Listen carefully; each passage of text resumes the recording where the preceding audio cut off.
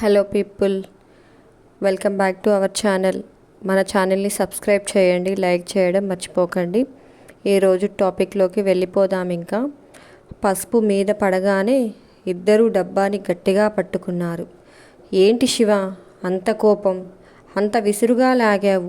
పసుపంతా చల్లా చెదురుగా పడింది చూడు. ఇప్పుడు మళ్ళీ స్నానం చేయాలి అని అంది శక్తి. అది విసురుగా లాగితే పడలేదు, దాని మూత లూజుగా ఉంది, నీ బుర్రలాగే అన్నాడు శివ. ఇంకా కోపం పోలేదా అని అడిగింది శక్తి. ఎలా పోతుంది? ఎందుకు పోతుంది? నీకేమన్నా పని ఉంటేనేమో శివ అంటూ ప్రేమగా పిలిచి కాకా పడతావు, పని అయిపోగానే తోసేస్తావు. ఎలా అన్నాడు శివ. నన్నే పొమ్మంటావా? ఈసారి పిలువు, నీ పని చెప్తా. నిన్నెవరు పిలిచాడు అని తను కూడా బయటకు వచ్చాడు. శివ ఇద్దరి మీద పసుపు కుమ్మరించుకోవడం చూసి అప్పటికే వచ్చిన బంధువులు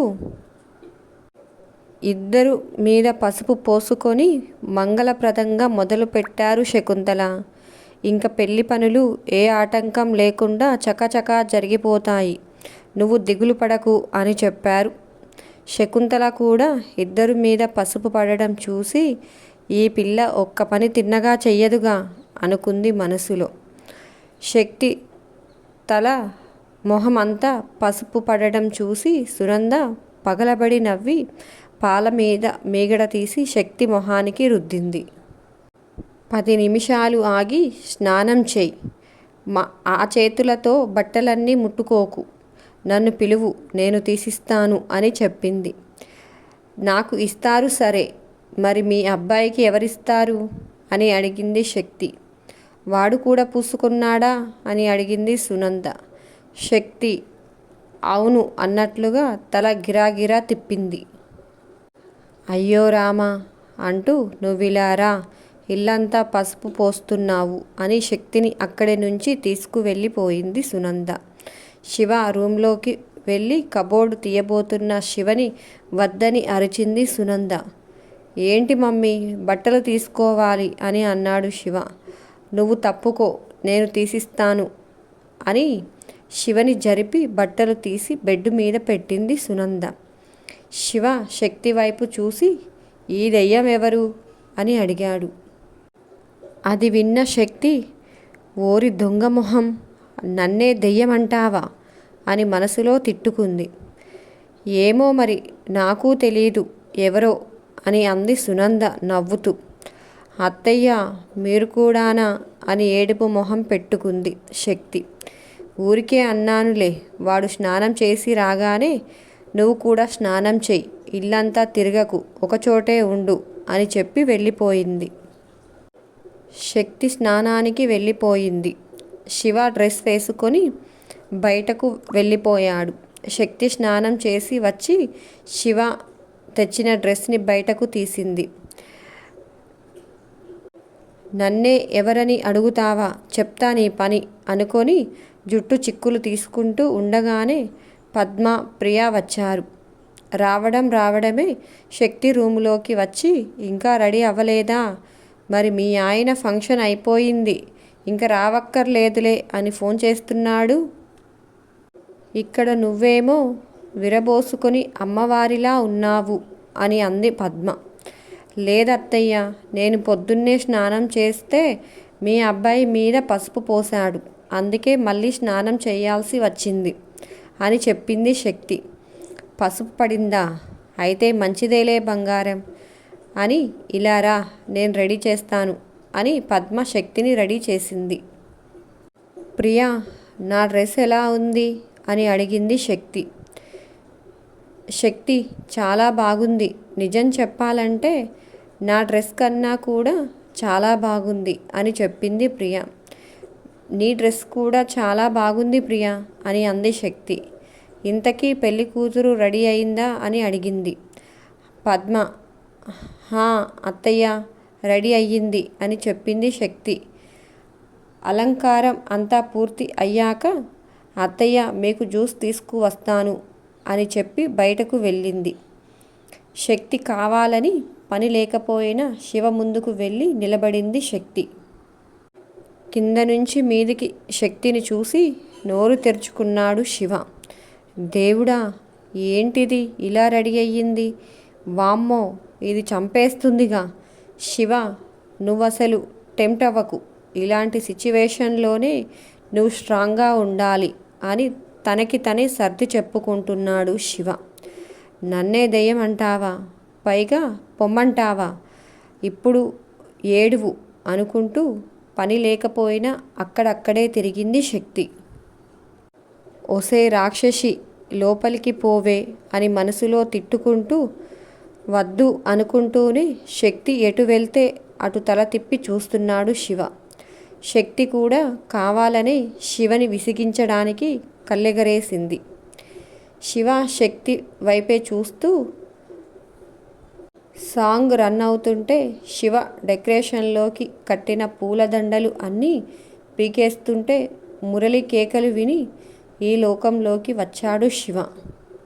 అప్పుడు చూసుకున్నాడు పూలదండలు అన్నీ తెంపి కుట్టేశాడు అని. మురళి అరుస్తూ, ఏమైందిరా నీకు? బంగారం లాంటి పూలన్నీ తుంచేశావు. సారీ బాబాయ్, సారీ అంటూ అక్కడి నుంచి వెళ్తున్న శివని చూసి పగలబడి నవ్వింది శక్తి. అబ్బా, ఎంత ముద్దొస్తున్నావే. నేను గొడవ కూడా ఇప్పుడే పడాలా? నా కర్మ కాకపోతే అని మనసులో తిట్టుకుంటున్నాడు శివ. నిశ్చితార్థం హడావిడి మొదలయ్యింది. బంధువులు ఒక్కొక్కరుగా వచ్చేశారు. శక్తి వచ్చిన వాళ్ళందరికీ బొట్టు పెట్టి గంధం రాసింది. అందరూ శక్తిని చూసి ఇంత బాగుంది కాబట్టి తొందరపడి పెళ్లి చేసుకున్నాడు అని అంటూ, సునంద వదిన, మీ కోడలు బంగారు బొమ్మలా ఉంది. ఫంక్షన్ అయిపోయిన తర్వాత దిష్టి తీసుకో అని చెప్పారు. ఆ మాటలకు సునంద లోపల మురిసిపోయింది. అందరూ నిశ్చితార్థం హడావిడిలో ఉండగా సుహాని శివ వాళ్ళ రూమ్లో నుంచి బయటకు వచ్చింది. అప్పుడే రూమ్లోకి వెళ్ళబోతున్న శక్తికి సుహాని డోర్ దగ్గర ఎదురుపడింది. శక్తి అనుమానంగా చూసేసరికి పద్మ అత్తయ్య వాళ్ళని పిలవడానికి వచ్చాను అని చెప్పింది సుహాని. అత్తయ్య వాళ్ళు బయట కూర్చున్నారుగా అని చెప్పింది శక్తి. ఓ అవునా, నేను చూడలేదు అని చెప్పింది. అక్కడి నుంచి వెళ్ళిపోయింది సుహాని. ఏంటిది ఇంత కంగారు పడుతుంది అనుకుంది శక్తి మనసులో. నిశ్చితార్థం తంతు మొదలయ్యింది. పంతులు గారు వంశీతో పూజ జరిపించి తరువాత రాధాని పిలిచారు. శక్తి ప్రియ రాధాను ఇంట్లో నుంచి పూజ దగ్గరకు తీసుకువచ్చారు. పూజంతా అయ్యాక లగ్నపత్రిక చదివి వినిపించి తాంబూలాలు ఇచ్చి పుచ్చుకున్నారు. రాధాకి వాళ్ళ అత్తగారు చీర పెట్టగానే రాధా చీర మార్చుకోవడానికి వెళ్ళింది. ఇంతలో శకుంతల శక్తిని పిలిచి ఉంగరాలు తీసుకురమ్మని చెప్పింది. శక్తి వేరే పనిలో ఉండి ప్రియాని తీసుకురమ్మని చెప్పింది. ప్రియా రూమ్లోకి వెళ్ళి బీరువాలో నుంచి రింగ్స్ బాక్స్ని తీసుకువచ్చింది. రాధ చీర మార్చుకొని రాగానే పంతులు గారు ఉంగరాలు మార్చుకునే కార్యక్రమం మొదలుపెట్టారు. ఉంగరం బాక్సులకు పూజ చేసి వంశీ రాధాలకు ఇవ్వడానికి ఓపెన్ చెయ్యగానే బాక్సులు ఖాళీగా ఉన్నాయి. అది చూసి అందరూ నోర్లు ఎల్లబెట్టారు. సుహాని మాత్రం చాలా హ్యాపీగా ఉంది. శక్తి, ఇందులో ఉంగరాలేవి అని అడిగింది శకుంతల. ఓయ్ ప్రియా, ఈ బాక్సులు తెచ్చావా? రాత్రి మీ బావగారు బాక్సులు చేంజ్ చేశారుగా అని లోపలికి వెళ్ళి వేరే బాక్సులు తీసుకువచ్చింది శక్తి. ఆ బాక్సులను చూడగానే సుహాని షాక్ అయ్యింది. సుహాని మొహం చూసి ప్రియ తల పక్కకు తిప్పుకొని నవ్వుకుంది. వంశీ రాధ అందరి సమక్షంలో ఉంగరాలు మార్చుకున్నారు. వేణు రాధ వెనక చేరి ఆట పట్టిస్తుంటే శక్తి ప్రియ వంశీ వెనక చేరారు. అక్కడ సందడి చూసి శకుంతల కూడా చాలా సంతోషంగా ఫీల్ అయ్యింది. మురళి ఇంటికి వెళ్ళి పిలిచి రావడంతో శక్తి వాళ్ళ నాన్న దేవేందర్ నిశ్చితార్థానికి వచ్చారు. రాకూడదు అని అనుకున్నారు కానీ బంధువులందరూ నచ్చజెప్పారు. ఏది ఏమైనా మన పిల్ల వాళ్ళ పిల్ల అయిపోయింది. ఎంత వద్దనుకున్నా పిల్లని వదిలిపెట్టలేము కదా. పైగా వాళ్ళే ఒక మెట్టు దిగి వచ్చి పిలిచారు. ఒక్కసారి కనిపించి వచ్చేయ్ అని అందరూ చెప్పడంతో ఇష్టం లేకపోయినా అక్కడికి వచ్చారు. శివ, శక్తి దేవేందర్ని చూడగానే స్టేజ్ మీద నుంచి దిగి వచ్చి ఇద్దరు దేవేంద్ర కాళ్ళకి నమస్కారం చేశారు. శివ చేసిన దానికి కోపంగా ఉన్న కూతురు సంతోషం చూసిన తర్వాత క్షమించకుండా ఉండలేకపోయారు దేవేంద్ర. ఇద్దరి తల మీద చెయ్యి వేసి చల్లగా ఉండమని దీవించాడు. రామకృష్ణ సునందకి దేవేందర్ని పరిచయం చేశాడు. వదిన రాలేదా అన్నయ్య అని అడిగింది సునంద. రాలేదమ్మా, నేనొక్కన్నే వచ్చాను అని చెప్పాడు. శక్తి జ్యూస్ గ్లాస్ తీసుకువచ్చి దేవేందర్కి ఇచ్చింది. ఆడపిల్ల ఉంటే అంతే అనిపించింది రామకృష్ణకి. శక్తి తల మీద ప్రేమగా చెయ్యి వేసి నెమిరాడు. శక్తి నవ్వుతూ రామకృష్ణ వైపు చూసింది. అందరూ అక్షంతలు వేస్తుండగా శకుంతల దేవేందర్ని కూడా అక్షంతలు వెయ్యమని చెప్పింది. శక్తి మనసులో దేవుణ్ణి ఒక్కటే ప్రార్థించింది. అమ్మమ్మగారు, మా నాన్నగారు వెళ్ళే వరకు నార్మల్గా ఉండేటట్లు చెయ్యి స్వామి. ఆవిడ ఏమన్నా పుల్లవిరుపు మాటలు అంటే మా నాన్న భరించలేరు. ఆయన స్వాభిమానం ఎక్కువ. ఇప్పుడు ఇక్కడికి నా మీద ఉన్న ప్రేమతోనే వచ్చారు. అదంతా నీదే భారం తండ్రి అని దండం పెట్టుకుంది. దేవేందర్ కూడా అక్షంతలు వేసి బయలుదేరిపోతుంటే మురళి, గిరిజ భోజనం చేయాల్సిందే అని గొడవ చేశారు. అంత బలవంతం చేసేసరికి దేవేంద్ర భోజనానికి కూర్చున్నారు.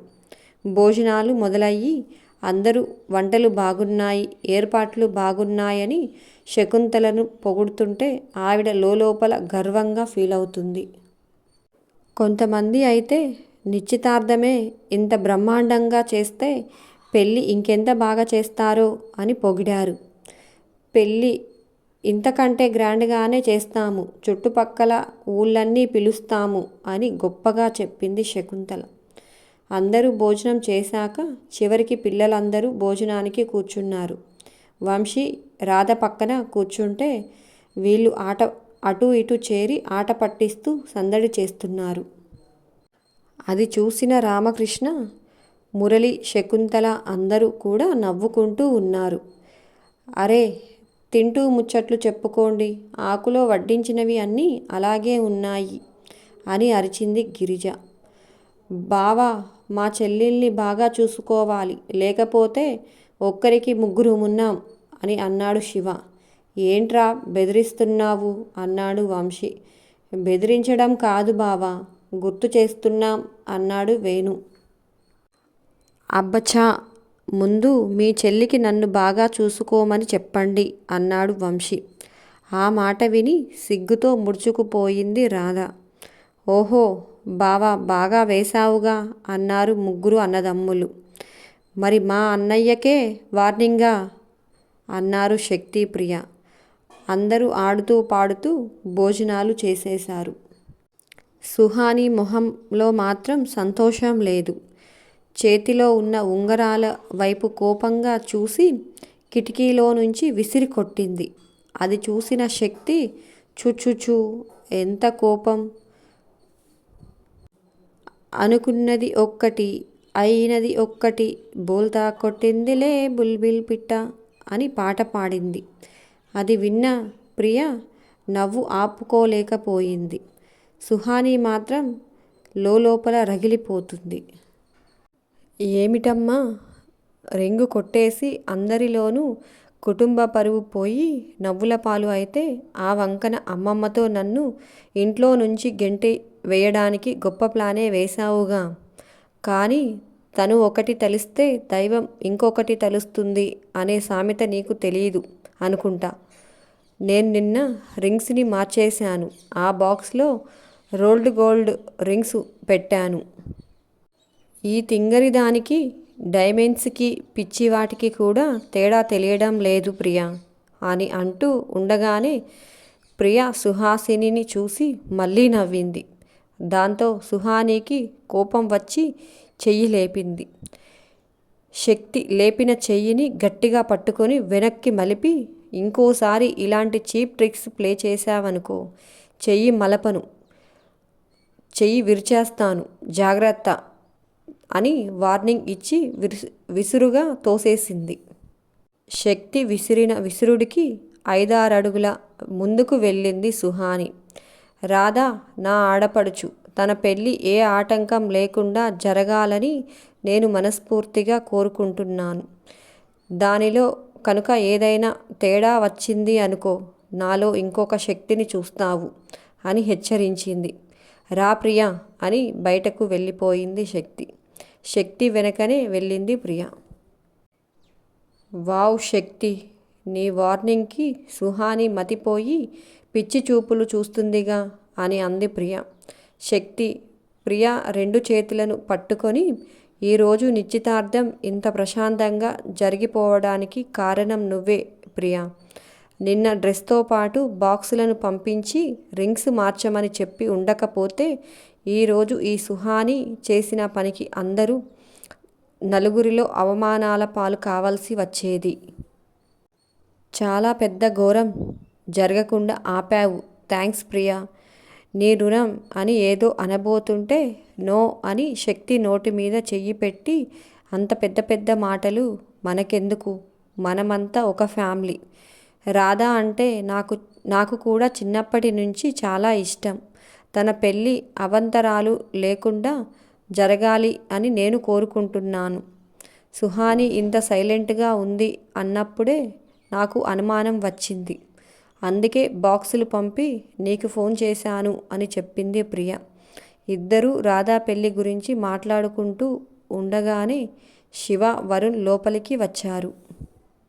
అంతే ఈ వీడియో. నచ్చిందా?